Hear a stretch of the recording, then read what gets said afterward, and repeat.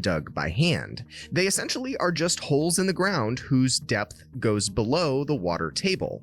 The water table is the level of groundwater below the surface.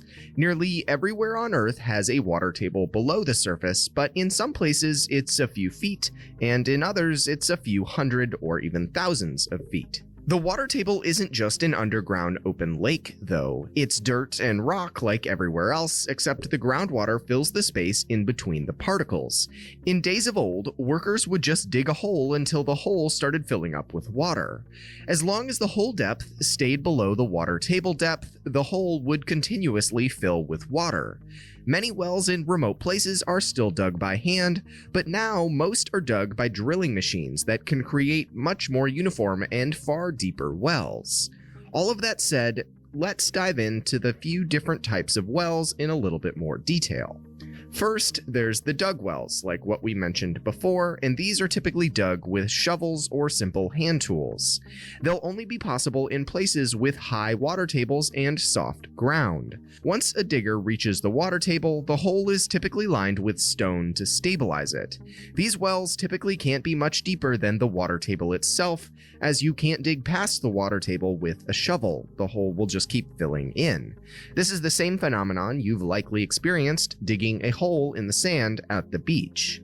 The next type of wells are driven wells. These are wells made from small diameter pipes which are driven into soft ground. These pipes typically have screens at their bottom to filter out sand and particulate matter, and can be effective, quick, and simple ways to make a well.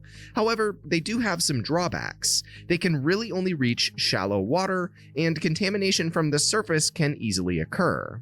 The last type of wells are drilled wells, which are likely the most common type of wells today, but they're also the most complicated and expensive to make. They are drilled using massive rigs which can go through all types of earth. These wells are typically very deep, upwards of 1,000 feet, and are used to reach very deep water reserves. Now that we've gone through the different types of wells, let's learn a little bit more about how they actually function. Wells fill up based on the groundwater level, like we mentioned before. Once you take water from the well, water from the surrounding groundwater slowly starts to fill the well up again. The rate of this refilling has to do with how much groundwater surrounds the well and the size of the particles in the ground, among a few other factors. If the particle space is large, the water will fill faster. If the well is fine clay, then the well will take a while to refill. For most wells, a pump is placed into the well to suck out the water. When water is pumped out and the surrounding water tries to refill the well, something called, and what is my favorite term in engineering, the cone of depression forms. The cone of depression is not what you wear when you're feeling a little bit sad. It's actually a conical depression in the water table that can extend far beyond the well itself. In fact, if a high flow rate well is installed too close to another well, the first well's cone of depression can draw the surrounding water table down so far that the neighboring well no longer works. There are formulas engineers use to calculate and model cones of depression when designing wells, which is crucial to make sure your well doesn't adversely affect anything else in the surrounding region. It's also crucial to make sure that your well doesn't overpump the water table. If you suck too much water from the ground, eventually the ground can compact and the water table will drop permanently. This settling can cause the ground elevation at the surface to go down, in some cases many hundreds of feet over years of well pumping.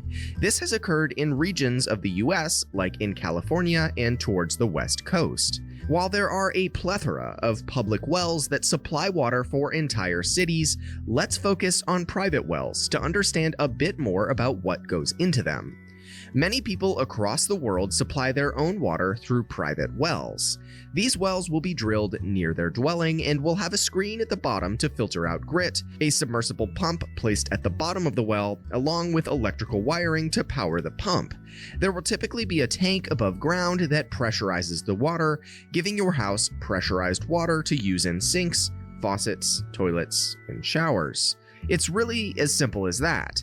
The main components of wells are the well casing, which is a solid tube structure of the well cap, which is a cover of the well placed at the surface to keep animals or debris from falling in and contaminating the well.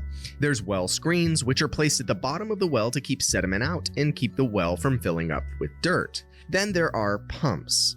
Jet pumps are the most common pumps for private wells mounted above ground, which use suction to draw the water up. However, if a well is deeper than about 25 to 45 feet, a submersible pump will be needed. At these depths, the pressure required to pump water up this height is far too much for most above-ground pumps. Submersible pumps are used for deep wells and are placed at the bottom of the well. And that just about covers it.